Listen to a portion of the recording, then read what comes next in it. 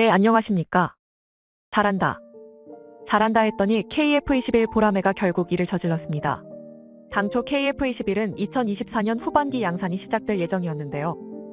그런데 최근 KAI와 방위사업청이 기존 계획을 완전히 뒤집고 일정을 6개월이나 앞당겨버렸습니다.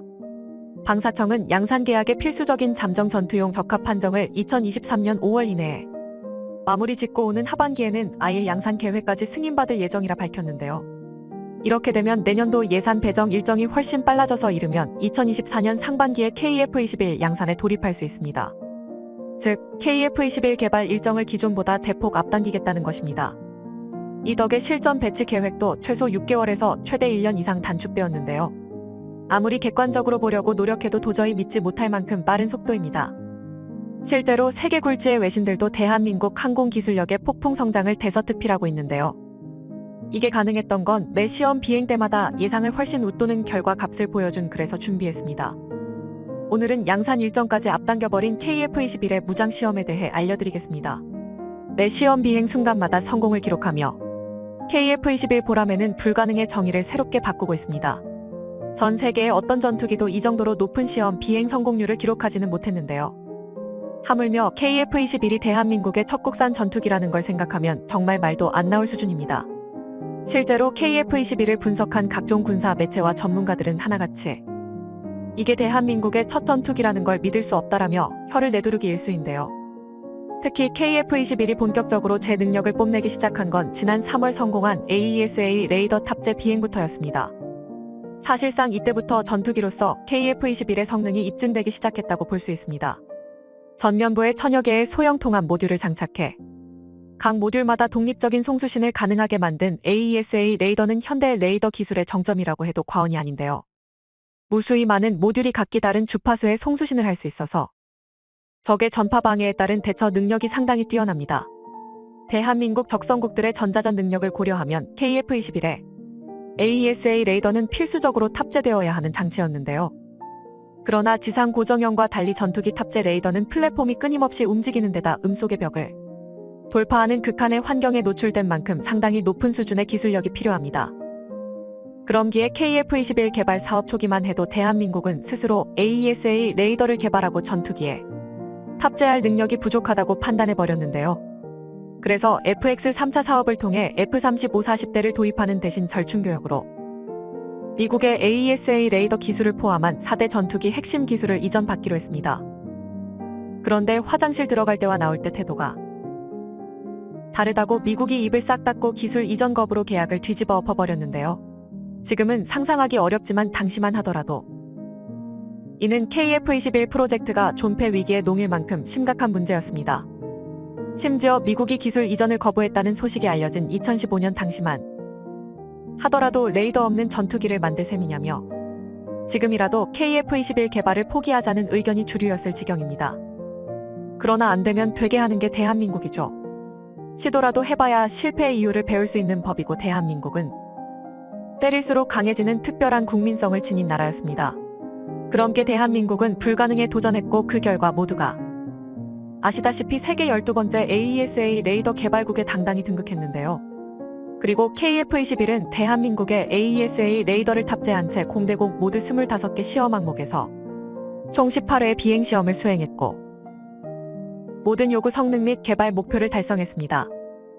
쉽게 말해 대한민국이 순수 독자 기술로 개발한 첫 번째 AESA 레이더를 탑재한 최초의 전투기가 처음으로 도전한 비행 테스트에서 단 한 번의 실패조차 없었다는 뜻입니다. 어이없을 정도로 놀라운 완성도인데요. 당연히 우리 개발진들의 뼈를 깎는 노력이 있었기에 가능한 일이었겠지만 솔직히 관련 기술에 정통한 입장이 아니고서야 이러니 PR을 떠나 KF-21 보라매가 주변국을 긴장하게 만든다는 소리가 나오는 것입니다. 적성국 입장에서는 대한민국이 4.5세대 정점이 예상되는 전투기를 개발하는 중이니 긴장하는 게 당연하고 우방국 입장에서는 방산시장에서 KF-21과 경쟁할 생각에 벌써 골머리를 썩고 있는 건데요. 실제로 당장 F-35만 봐도 개발 과정에서 온갖 문제가 드러나면서 지금까지도 도입국 입장에선 유지가 애매한 전투기가 되었습니다. 오죽하면 미국 내에서도 F-35 개발 결함이 도마에 오를 때마다 프로젝트를 취소하니 많이 열띤 논쟁이 오가는데요. 그도 그럴 게 지금까지 알려진 F-35의 대표적인 결함만 해도 하나하나 정신이 아찔해질 정도입니다. 일례로 2차례나 비상시 조종석 사출 시험에 실패해서 파일럿 몸무게를 61.7에서 74.8kg으로 제하나는 웃지 못할 해프닝이 벌어지기도 했는데요.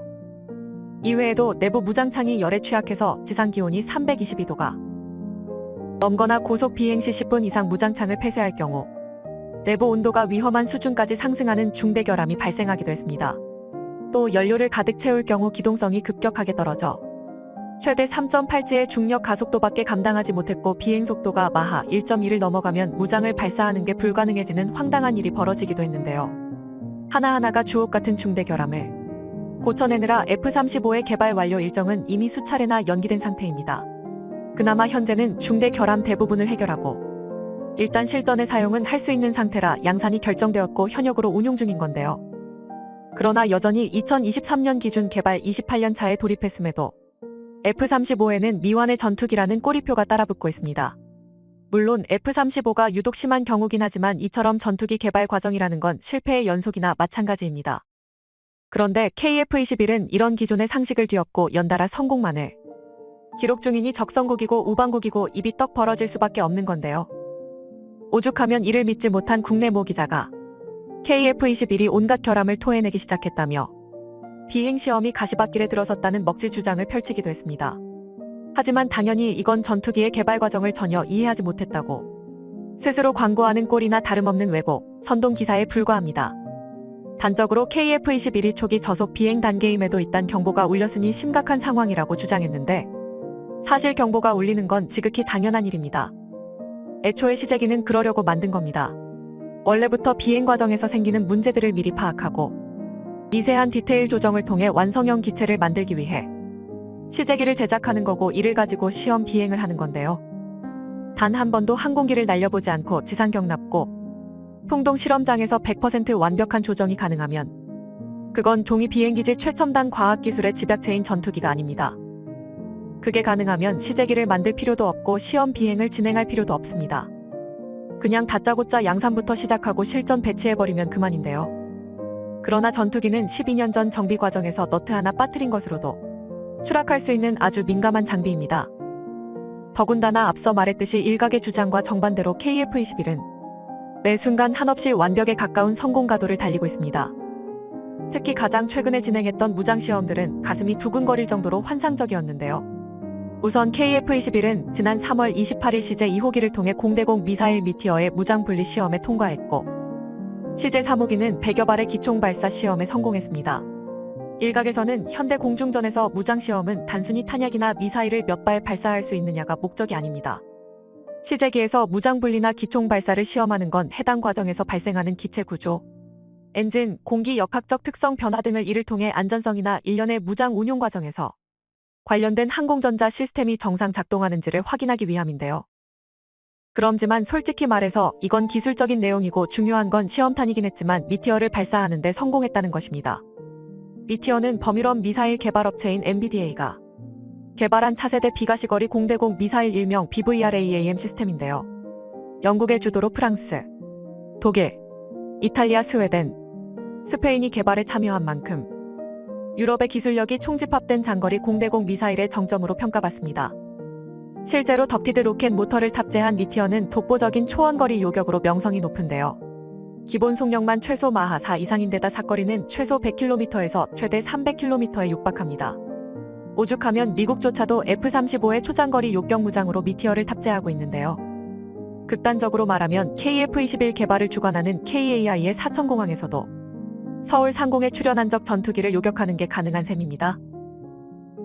유사시 지금 당장에라도 KF-21 출격할 수 있는 것입니다. 그런데 심지어 여기서 끝이 아닙니다. 가장 최근인 지난 4월 4일에는 KF-21 시제 2호기가 나토식 미사일 분류 코드 AIM-2000 통칭 IRIST 무장분리 시험에도 성공했습니다. IRIST는 AIM-9의 사이드와인더 대비 목표 획득거리 4배 탐색각 3배 추적 능력은 6배 이상 향상된 단거리 공대공 미사일인데요. 일반적으로 대다수의 군사 전문가가 IRIST를 미국의 주력 단거리 공대공 미사일인 AIM-9X의 상위 호환으로 평가합니다. 아닌 게 아니라 IRIST의 기동성은 그야말로 경이로운 수준인데요. 초당 60도, 중력 가속도 60제의 선회가 가능한 IRIST는 만약 KF-21이 정면으로 미사일을 발사한다 하더라도 급선회를 통해 후방에 따라붙은 적기를 타격할 수 있습니다. 사실상 360도 전방위에 대한 방위가 가는 건데요. 게다가 우크라이나 공군이 IRIST를 이용해 러시아 순항 미사일 격추 100%를 달성하는 등 공중의 고속 이동 물체 격추 능력을 이미 실전에서 검증받았습니다. 중국의 질적 주력기인 J-20이 탑재한 PL-10 단거리 공대공 미사일이 IRIST와 유사한 페이퍼 스펙을 보유했음에도 실전이고 훈련이고 단 한 번도 실제 성능을 공개하지 않았다는 것과 상당히 대조적인데요. 이 덕에 KF-21은 개발 단계인 지금 상태로도 잠재적인 전투 수행 능력을 확보했음이 입증되었습니다. 즉 현재의 시험 비행 상황으로 양산에 돌입해도 그게 바로 잠정 전투용 적합 판정인데요. 게다가 대한민국은 KF-21 보라매의 압도적인 무장을 연달아 시험 비행에 성공시키면서 항공기술력이 완수계 경지에 다다랐음을 스스로 증명하고 있습니다. 이르면 2024년 초 양산 단계에 돌입할 KF-21 부하끼리 전 세계 방산 시장에 어떤 돌풍을 일으킬지 몹시 기대됩니다. 시청해주셔서 감사합니다. 영상이 도움이 되셨다면 구독과 좋아요 부탁드리며 다음에 더 유익한 영상으로 찾아뵙도록 하겠습니다.